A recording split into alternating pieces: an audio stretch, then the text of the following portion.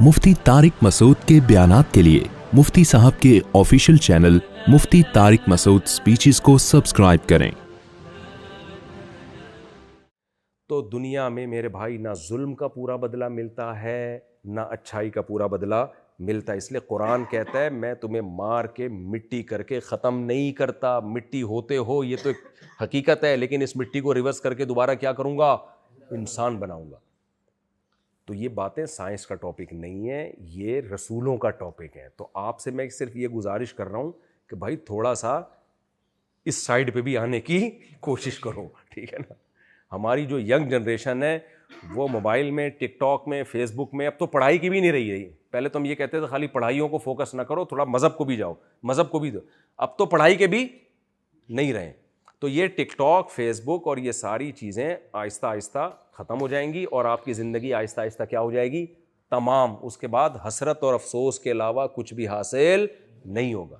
تو اللہ کہتے ہیں جس نے تمہیں پانی سے پہلی دفعہ بنایا ہے تو وہ تمہیں دوبارہ بھی بنائے گا۔ نبی صلی اللہ علیہ وسلم کے پاس ایک کافر نا بوسیدہ ہڈی کو لے کر آیا اور کہنے لگا آپ کہتے ہو کہ یہ ہڈی دوبارہ زندہ ہوگی، من یحیی العظام وہی رمیم، سورہ یاسین کا آخری رکوع، اس کو بھلا کون زندہ کرے گا؟ تو نبی نے تھوڑی دعویٰ کیا تھا کہ میں زندہ کروں گا، یہ دعویٰ تو اللہ نے کیا، نبی تو صرف ایک نمائندے ہیں، سفیر ہیں۔ تو نبی صلی اللہ علیہ وسلم پر قرآنی آیات نازل ہوئیں اور اللہ نے فرمایا اولم یر الانسان انا خلقناہ من نطفۃ، ان سے کہہ دیجئے کہ یہ دیکھتا نہیں ہے کہ پانی کا قطرہ تھا، میں نے اس کو انسان بنا دیا۔ تو وضرب لنا مثلا، اور یہ پانی سے انسان بن کے آج بنانے والے پر اعتراض کر رہا ہے اور کہہ رہا ہے من یحیی العظام وہی رمیم، بھلا ہڈی کو کون دوبارہ زندہ کر سکتا ہے؟ یہ قرآن کی بلاغت ہے۔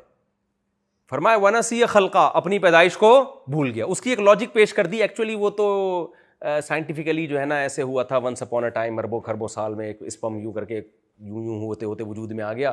ابے کیسا اتفاق ہے یار، نر مادہ بن رہے ہیں، میاں عورت مرد بن رہے ہیں بھائی، اتفاق سے ایک ہی چیز وجود میں آتی ہے نا، میل اور فیمیل، اور پھر بچہ پیدا ہوتے ہی ماں کی چھاتیوں میں دودھ کیوں آ رہا ہے؟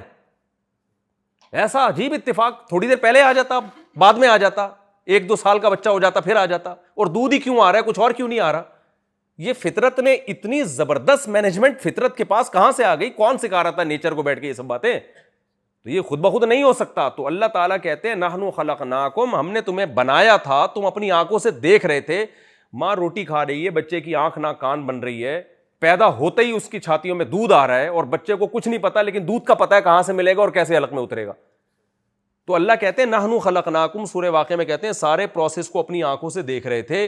اس کے بعد میرے پیغمبروں نے کہا کہ جو یہ پہلی دفعہ پیدا کر سکتا ہے وہ اس عمل کو ریورس کر کے دوبارہ بھی انسان بنا سکتا ہے۔ اس وقت تم کہتے تھے یہ ممکن نہیں ہے، کیونکہ ڈاروین نے ایسا کوئی ارشاد نہیں فرمایا۔ اللہ کہتے ہیں ڈاروین نے تمہیں نہیں بنایا ہے، بنانے والا میں ہوں، اور میں اپنے پیغمبروں کے ذریعے اور ان پیغمبروں کے سچے ہونے پر بھی میں نے دلائل قائم کر دی ہیں۔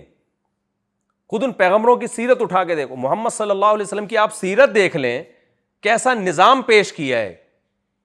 یہ کسی معاذ اللہ نقل کفر کسی جھوٹے انسان میں یہ طاقت ہی نہیں ہے کہ ایسا سسٹم پیش کرے جو 1400 سال کے بعد بھی پوری دنیا کو چیلنج کر رہا ہو اور زندہ بھی ہو، برقرار بھی ہو۔ کوئی 1400 سال پرانا انسان اٹھا کے دیکھو، اس کی کوئی قانون کی کتاب تو دکھاؤ آپ، کیا 1400 سال پہلے لوگوں میں اتنی عقل تھی، شعور تھا؟ اور وہ شخص نظام پیش کر رہے ہیں جس کے باپ ان کی پیدائش سے پہلے فوت ہو گئے، جو نہ لکھنا جانتے ہیں نہ پڑھنا جانتے ہیں۔ وراثت کے حکام آپ اسلام کے اٹھا کے دیکھ لو جو سورہ نساء میں ہے، یوصیکم اللہ فی اولادکم للذکر مثل حظ الانثیین فإن کن نساء فوق اثنتین فلہن ثلث ما ترک، 2 بیٹی ہیں تو 2/3، 2 سے زیادہ ہے 1 بیٹی ہے تو آدھا، اور شوہر کے اگر اولاد ہے تو اس کا جو ہے وہ شوہر کا جو ہے وہ 1/4 حصہ ہے، اگر اولاد نہ ہو تو 1/4 ہے۔ یہ پورے وراثت ہی کا ایک پیج اگر آپ قرآن میں پڑھ لیں، بھائی اس زمانے میں کون سی یونیورسٹی تھی، کون سے تعلیمی ادارے تھے جنہوں نے وراثت کا ایک ایسا نظام پیش کیا جو آج بھی دنیا اس سے زیادہ خوبصورت نظام پیش کرنے سے عاجز ہے۔ ویسا بھی نہیں پیش کر سکتے، اس سے زیادہ تو دور کی بات، ابھی تک ہے ہی نہیں گوروں کے پاس کوئی وراثت کا سسٹم۔ بوکھلائے ہوئے ہیں، کوئی ایک ریاست میں الگ قانون ہے، دوسری اسٹیٹ میں الگ قانون ہے، کوئی کہہ رہے کتے کو دے دو تو چلو کتے کو دے دو، بھائی اس کی مرضی ہے، کوئی کہہ رہے نہیں کتے کو کیوں دوں، میرا بچہ جب موجود ہے کتے کا، استغفر اللہ، تو اس کو کیوں نہیں دے دیتا میں۔ میں جب یورپ میں گیا نا تو وہاں میں نے دیکھا بوڑھی عورتیں کتا لے کے گھومتی ہیں نا، آپ سب نے دیکھا ہوگا جو بھی گئے ہوئے، کتے بہت ہیں وہاں پہ، کیونکہ شادی نہیں کی ہوتی، پھر اولاد نہیں ہوتی، تو بڑھاپے میں تنہائی دور کرنے کے لیے پھر کتا. تو میں نے یہاں کے خواتین میں بیان کیا، میں نے کہا دیکھو کم عمری میں شادی کر لیا کرو، کتے کا بہترین آلٹرنیٹ شوہر ہے.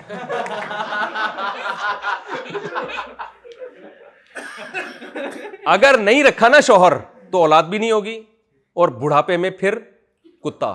تو کتے کا اللہ نے آلٹرنیٹ دیا ہے، کیا دیا ہے؟ شوہر.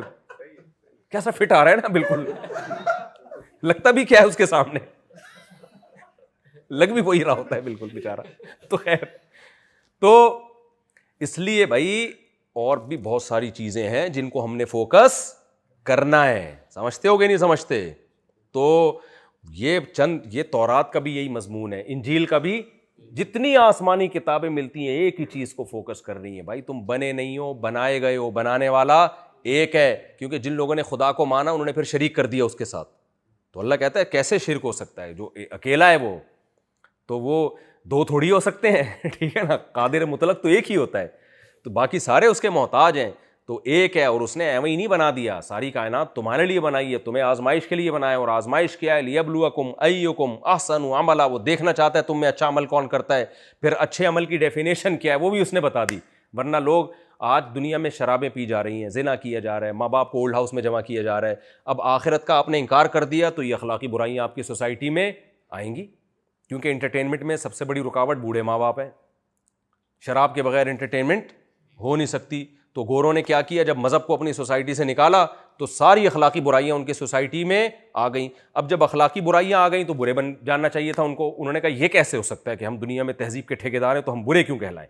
جیسے 3 پیس سوٹ ٹائی میں کچھ لوگ گھوم رہے ہوں اور سٹے لگا رہے ہوں، لوگ ان پہ لعنت بھیج رہے ہوں یا برا بلا کہہ رہے ہوں، وہ ان کو برا لگا. اب اس برائی کا حل یہ کہ بھائی آپ پہ سٹا سوٹ نہیں کرتا، آپ سٹے یا تو چڈی بنیان میں گھومو، دھوتی بنیان میں گھومو.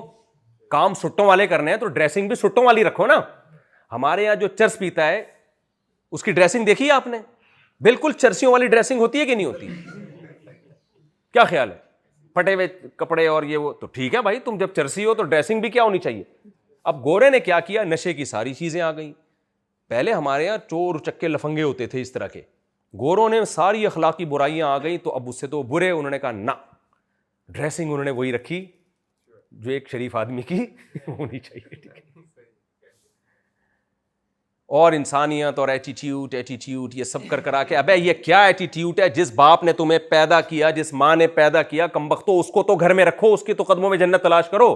اس کے بعد اخلاقیات ہیں. کسٹمر سے اچھے بات کرنا وہ تو بات کا درجہ ہے. اماں کو بھی اولڈ ہاؤس، ابا تو ہے ہی نہیں. کہیں ہوتے ہیں تو فادر ڈے میں پتہ چل جاتا ہے، بہت سو کے ہے ہی نہیں، وہ صرف مدر ڈے ہی منا سکتے ہیں. فادر ڈے منانے میں پہلے بہت تحقیق کرنی پڑے گی ان کو. تو اب مجھے ایک بات بتاؤ، اب انہوں نے کیا کیا؟ انہوں نے کہا کہ بھائی اچھل میں مینرز ہونے چاہیے انسان میں. شراب براب اور ابا اولڈ ہاؤس اماں اولڈ ہاؤس یہ کلچرل ہے. اصل میں کیا ہونے چاہیے؟ مینرز. یعنی اچھائی کی ڈیفینیشن ہی کو کیا کر دیا بھائی؟ چینج کر دیا. یہ بالکل ایسے چرسیوں کو ہر وقت آنے ملتے تھے، انہوں نے کہا یار ہم چرس تو چھوڑ نہیں سکتے، تو اب ایسا کرو، اور ہم ہیں بھی تہذیب کے ٹھیکیدار، تو اب ایسا کرو 3 پیس سوٹ ٹائی میں فلاں ہوٹل میں ڈیفینس کے وہاں آ جایا کرو. اور چرس نہیں، اس کا نام اینٹی ڈپریشن، اور بہت خوبصورت جو ہے نا وہ جو ہوتی ہے نا وہ سونے کی پلیٹوں میں یہ پیش کی جائے گی. اور یہ نہیں کر کے نہیں پیا کرو، تھوڑا اسٹائل ہونا چاہیے. ٹھیک ہے نا. تو یہ پروپیگنڈے سے پتہ ہے کیا ہوگا؟ تھوڑے دنوں میں چرسیوں کی سوسائٹی میں عزت بڑھ جائے گی. آپ کی بچی کے لیے کوئی رشتہ لینے کے لیے آئے گا، آپ پوچھو گے بیٹا چرس پیتے ہو؟ کہہ گئے نہیں. نکلو دقیانوس آدمی، دقیانوس فنڈامنٹلسٹ. اور یہ اتنا یعنی وہ آپ کو برا بلا کہے گا کہ اس کا مطلب تم ہماری بیٹی کو بھی پھر چرس نہیں پینے دو گے، اس کا مطلب تو یہ ہوا. ہم تو براڈ مائنڈیڈ لوگ ہیں.